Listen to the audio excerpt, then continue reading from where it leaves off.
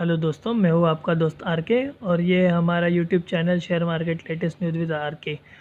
अगर आप हमारे चैनल पर नए हैं तो प्लीज़ लाइक और सब्सक्राइब ज़रूर कर दीजिए ताकि जब भी मैं ऐसे नॉलेजेबल वीडियोस बनाऊँ तो आप तक तुरंत पहुँच जाए। तो शुरुआत करते हैं हमारे टॉपिक से। आज का हमारा टॉपिक है rules to follow by retail investors for investing in share market.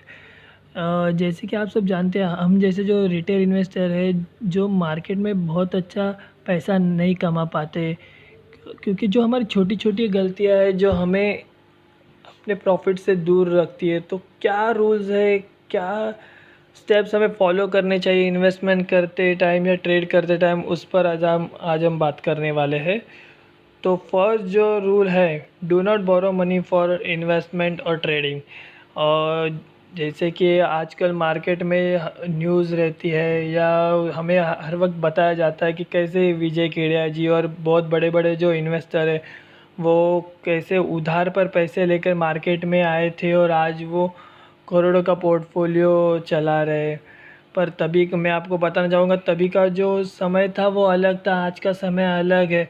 तो हमें कभी भी पैसे किसी से उधार मांग के ट्रेडिंग या इन्वेस्टमेंट नहीं करनी है, क्योंकि जब भी हम किसी से पैसे उधार लेते तो उसे पैसे जल्द से जल्द चुकाने के लिए हम कोई ना कोई गलत कदम उठा लेते और अपना भारी नुकसान करवा देते। तो सबसे पहला रूल, हमें कभी भी किसी से पैसे उधार नहीं लेनी है इन्वेस्टमेंट करने के लिए। Next, invest only the fund which you are ready to forget for long term investment. और जैसे कि आप सब जानते हैं कि शेयर मार्केट में रोज़ उतार चढ़ाव होते रहते हैं, तो हमें वही फंड्स शेयर मार्केट में इन्वेस्ट करने हैं जो हम भूल जाने के लिए रेडी है, जैसे साल 2 साल 3 साल।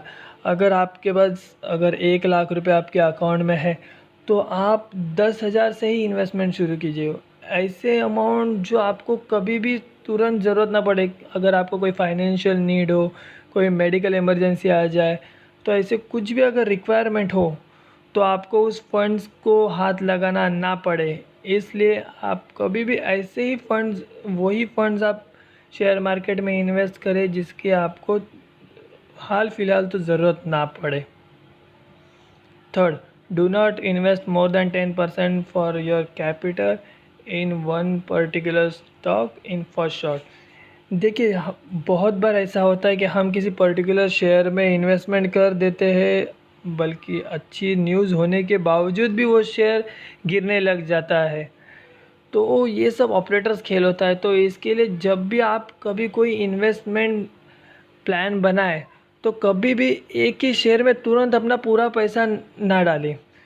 आप उस शेयर की मूवमेंट देखने के लिए अगर आपको लगे भी कि उसमें इन्वेस्टमेंट करना है, तो शुरुआत में जो भी आप, अगर आप सोचते हैं कि उसमें मुझे 10,000 इन्वेस्ट करना है तो फर्स्ट इंस्टॉलमेंट आप 1,000 से शुरुआत कीजिए।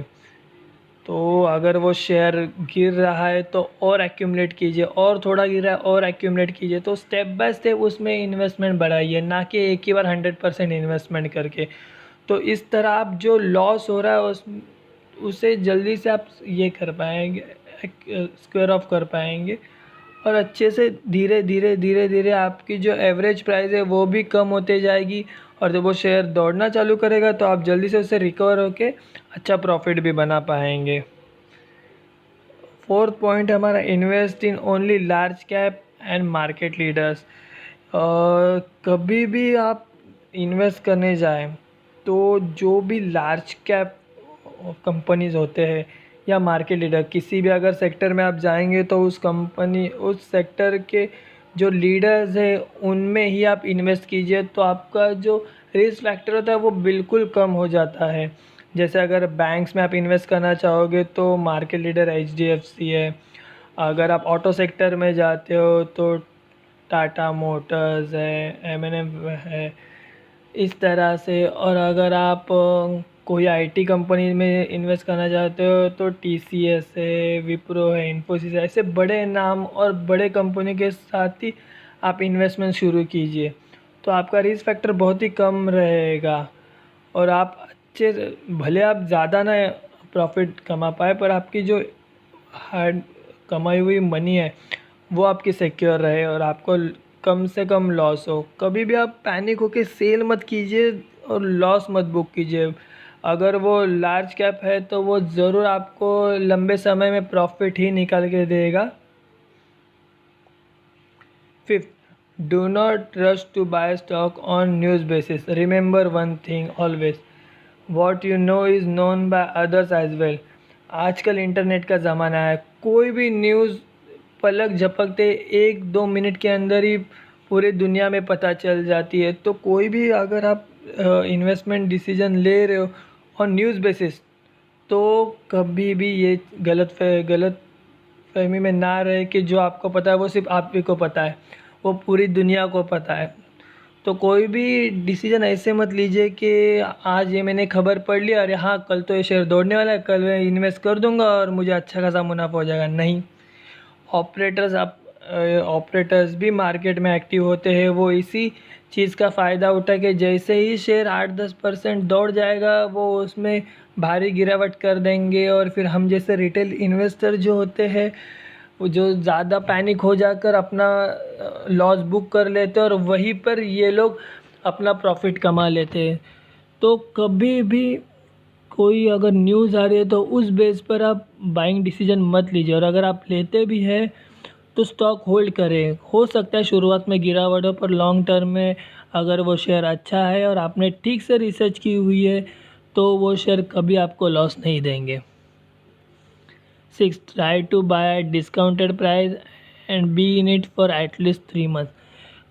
जैसे कि आप जानते हैं, कोई भी अगर अच्छा शेयर है, वैल्यूएबल शेयर है, तो कोशिश कीजिए कि वो जो अपने 52 हाई से आपको थोड़ा 5-10-20% डिस्काउंट प्राइस पे अगर मिल रहा हो, तो आप वो मौका बिल्कुल अपने हाथ से ना गंवाएं।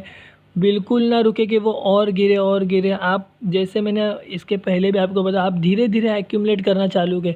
वो कहाँ तक बॉटम बनाएगा ये तो हमें पता नहीं होता है, पर हाँ, जैसे आप धीरे धीरे एक्यूमुलेट करते हैं 10% आप इन्वेस्ट करते जाओगे, तो आपकी एक बाइंग प्राइस जो होगी वो निचले स्तरों पर होगी। तो जब वो शेयर दौड़ना चालू करेगा तो ऑटोमेटिकली आप प्रॉफिट जनरेट कर पाओगे। और जब भी आप एंट्री कर रहे हो, तो जैसे अगर वो और उसके बाद 5-10% गिर रहा है तो आप उससे एग्ज़िट ना करें। अगर आपने अच्छे से रिसर्च की हुई है तो वो शेयर ज़रूर दौड़ेगा और ज़रूर आपको अच्छा मुनाफा देगा। और कैसे होता है, मार्केट में हर 3 महीने में क्वार्टरली रिज़ल्ट आते रहते हैं। तो जैसे जैसे रिज़ल्ट्स नज़दीक आते हैं और कंपनी अगर बढ़िया है, अच्छे फंडामेंटल्स है, तो वो शेयर ज़रूर दौड़ेगा और ज़रूर आपको प्रॉफिट देगा। 7, make 2 portfolio, 1 for short term and second for long term. देखिए कैसे होता है कि आपको 2 पोर्टफोलियो रखना बहुत ज़रूरी है। और इसके लिए आप कोई भी 2 ब्रोकर के अगर आप अकाउंट रखते हैं तो वो आपके लिए बहुत बेनिफिट होगा। एक जो पोर्टफोलियो रहेगा उसमें आप लॉन्ग टर्म इन्वेस्टमेंट रखिए। उसमें आप जो भी इन्वेस्टमेंट करेंगे आप भूल जाइए। 5 साल 10 साल आप जितना ज़्यादा होल्ड करोगे उतना अच्छा प्रॉफिट निकाल के देंगे। अगर उसमें भारी गिरावट होती भी है तो आप उसमें और एक्यूमुलेट कीजिए ताकि आपको भविष्य में और अच्छा फ़ायदा हो सके। और सेकंड जो होगा जिसमें आप ट्रेडिंग करना चाहो या स्विंग ट्रेडिंग करें, शॉर्ट टर्म ट्रेडिंग करना चाहे, तो उसके लिए आप दूसरा अकाउंट रखिए। मैं आपको डिस्क्रिप्शन में लिंक दे दूँगा। तो उसमें से आप, अगर आपके पास कोई अकाउंट है तो आप दूसरा एक अकाउंट ओपन कर लीजिए जिसके आपको 2 पोर्टफोलियो मैनेज करने के लिए अच्छा यूज़ हो। मैं तो एंजल ब्रोकिंग और ज़रोदा दोनों भी यूज़ कर रहा हूँ, तो आप भी ऐसा कर सकते हैं। और 8 हमारा पॉइंट है, try to add sector wise stock for risk management. देखिए कभी भी आपको एक ही सेक्टर से स्टिक होके नहीं रहना है। आपके पोर्टफोलियो में आप अलग अलग सेक्टर्स के शेयर रखिए ताकि आपका रिस्क मैनेजमेंट जो है वो कभी भी मैनेज होता रहे। जैसे कि आज अगर ऑटो सेक्टर दौड़ रहा है तो आज आपका ऑटो सेक्टर वाला पोर्टफोलियो बढ़ेगा। कभी आईटी स्टॉक दौड़ रहे हैं तो आईटी स्टॉक, कोविड में जैसे फार्मा स्टॉक दौड़ रहे थे, तो अलग अलग सेक्टर के आपके अगर पोर्टफोलियो में स्टॉक हो तो वो धीरे धीरे हर एक शेयर आपको मुनाफा करता रहेगा। अगर कोई किसी सेक्टर में गिरावट होती भी है तो आपके जो बाकी के शेयर्स है वो आपको कहीं ना कहीं प्रॉफिट करा के देते रहेंगे। तो इसके लिए हर तरह के शेयर्स होने आपके पोर्टफोलियो में ज़रूरी है। तो ये कुछ बातें हैं जो हमें हमेशा याद रखनी है, जिससे कि हमें लॉस ना हो।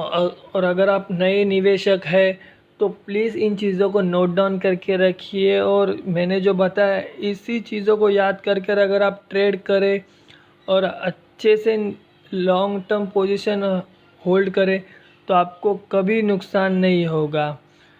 अगर आपको वीडियो पसंद आई हो तो प्लीज़ लाइक करें और दूसरों के साथ शेयर करें। Thank you.